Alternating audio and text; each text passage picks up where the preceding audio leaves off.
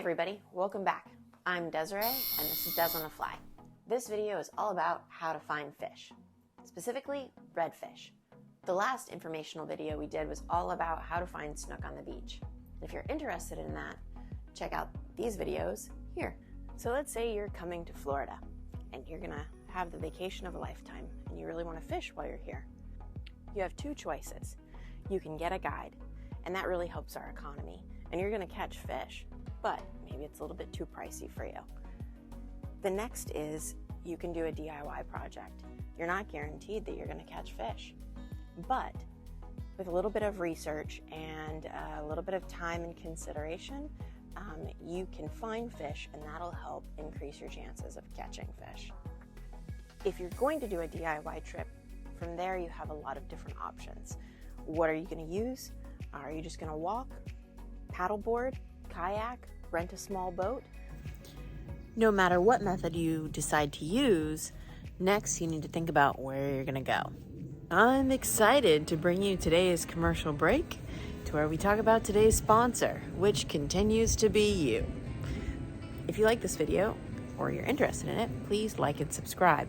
I wanna give a shout out to TJ, who ties cute, adorable little flies. Here's this one.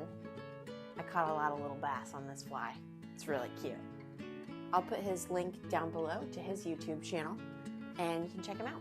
Also, guys, there are new flies out on the website. I tie all these by hand, and I also test them all and catch fish on them before I put them up on the website. Also, guys, I'm super excited about the P.O. box. So let's say you have an MRE or some flies you want me to try, or a recipe that, it takes a little bit more to write out, photocopy it, send it to me. I'm super excited about it. I will definitely put your information up and I will use it. I'm super excited. So just like if you're coming down on vacation and only have set days that you can fish, kind of the same way. I don't get to pick and choose. So I always try to make the best of what I have available. It's very true when you hear people say that most of the fish are in a very small area. So you have to concentrate on trying to figure out how to find those fish.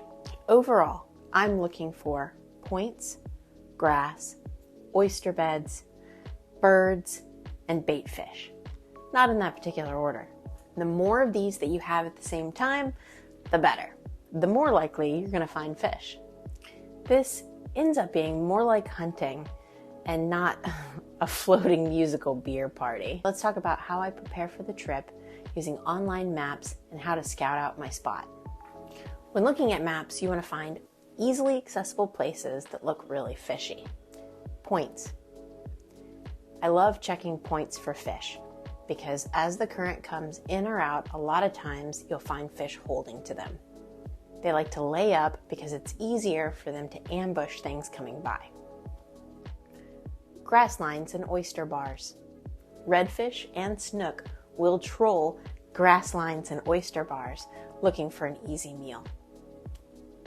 These are great places to look for fish, and if you have a point with an oyster bar and a grass flat, that's money.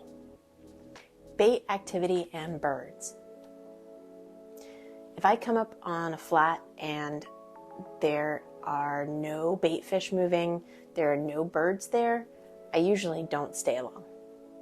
If you don't see any activity from bait fish or birds, you're probably not going to find many fish there. Tides. The big rule is that you want water movement. Doesn't really matter if it's coming in or coming out. That will change the placement of the fish, but it's very likely that once the tide goes slack, those fish are not going to eat. So at that point, you're just looking at them. Remember that when the water is low, those fish can't push up into the cuts and the mangroves like they want to.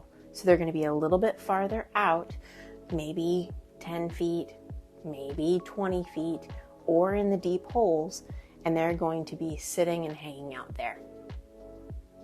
Once that water rises or starts to come up in the tide and it's moving, they're going to start looking to get into the shallower places, underneath the mangroves, in those back cuts, up on shallow flats to where they can feed and get to the crabs.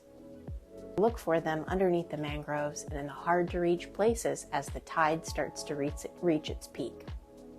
Once you start to follow these rules, you're going to start seeing more fish and get into that fishy kind of mindset, and it's going to help you continue to find bigger fish, find more fish, and then catch more fish.